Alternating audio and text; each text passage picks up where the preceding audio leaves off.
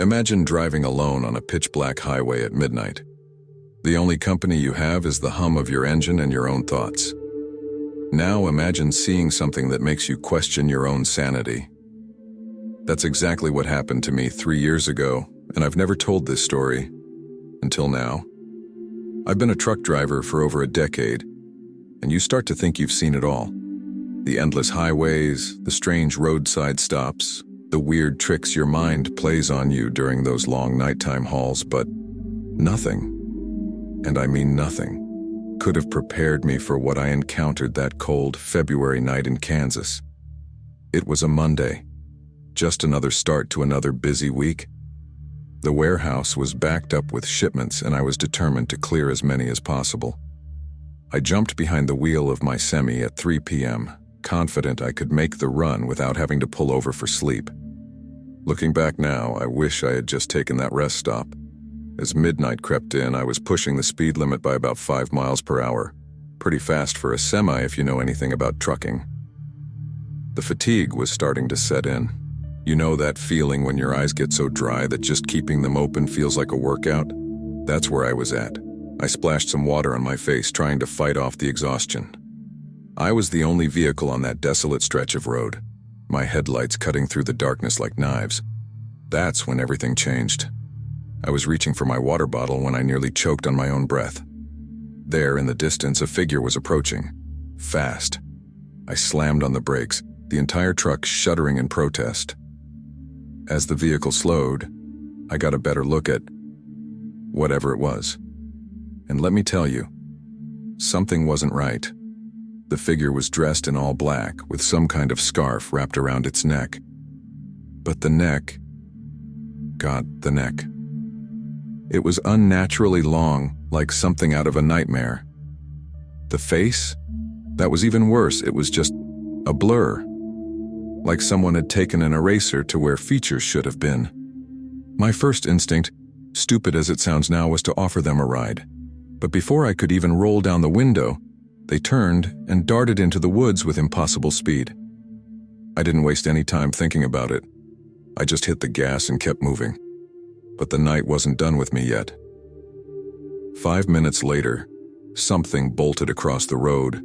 At first I thought it was just some animal, but as it disappeared into the tree line, I realized it was another person, or at least it looked like a person. This time I didn't even touch the brakes. I just pressed harder on the gas, my heart pounding against my ribs. The exhaustion was getting worse. I started swerving between lanes, and with about 40 minutes left in my drive, I knew I couldn't make it.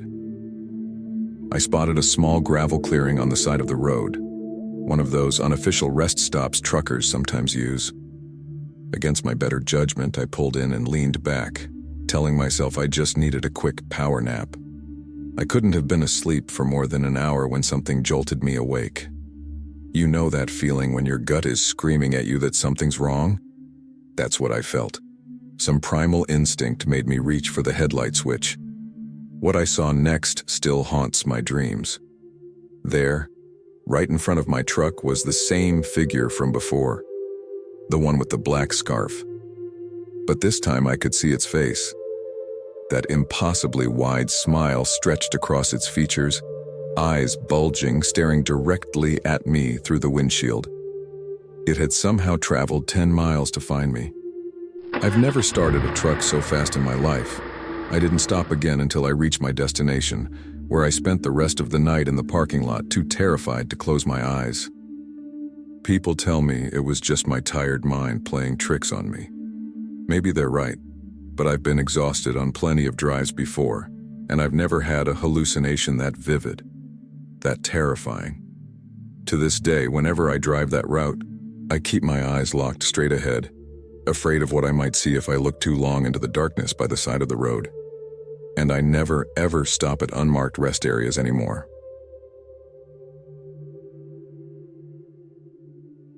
We've all had that moment where something just feels wrong. That gut feeling that screams danger even when you can't explain why.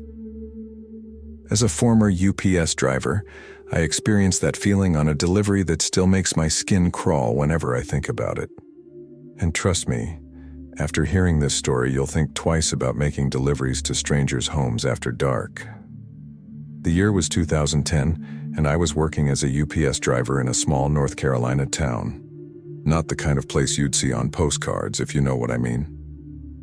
It was one of those forgotten places where poverty had settled in like a thick fog, with houses and trailer homes scattered so far apart, it felt like they were trying to hide from each other.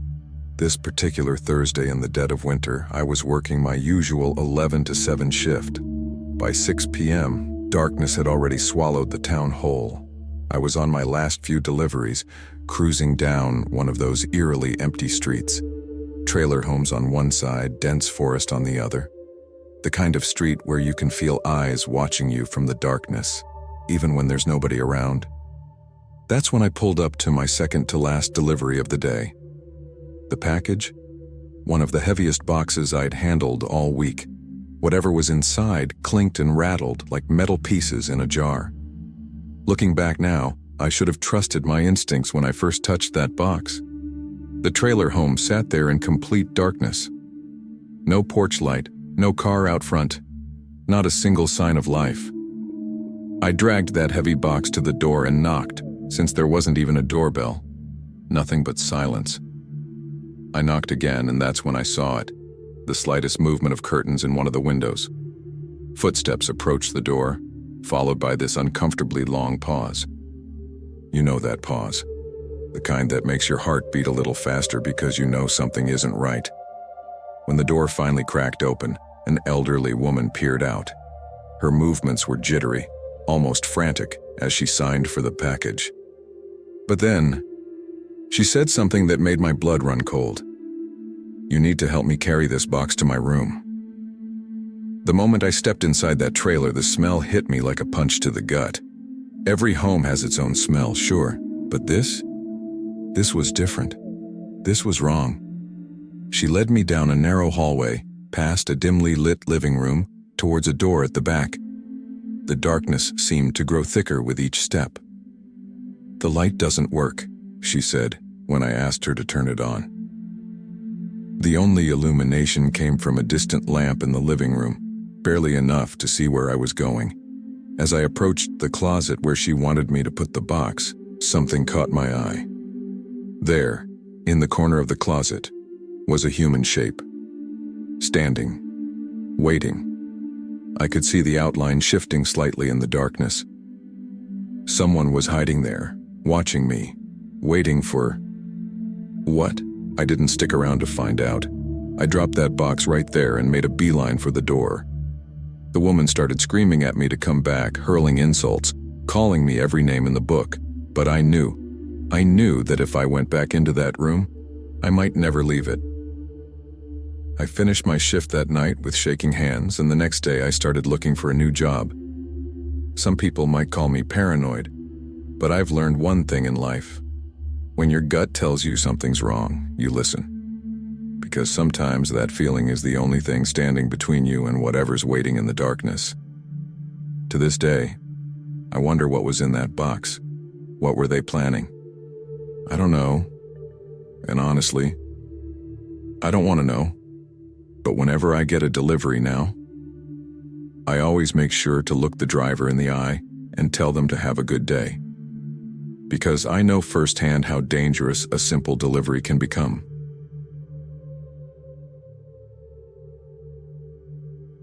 There are places in this world where the darkness feels absolute, where the night sky stretches endlessly over empty desert roads, and the only company you have is the distant howl of the wind.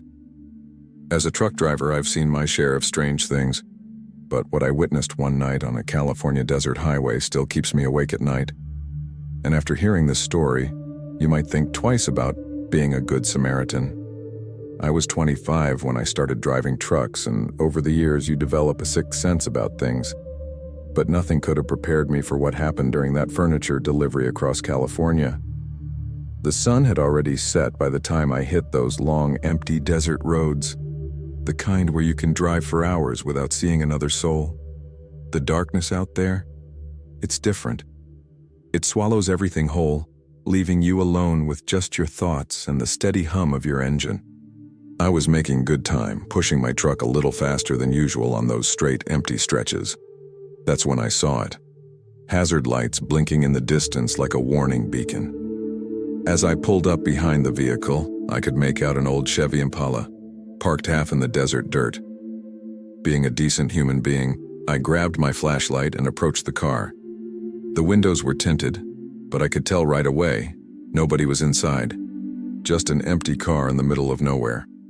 That's when my flashlight beam caught something in the darkness. An abandoned gas station standing like a ghost in the desert night. Two lonely pumps rose from the dirt like tombstones, with a small convenience store building behind them. I didn't notice it at first because there wasn't any concrete, just desert dirt, stretching right up to its walls.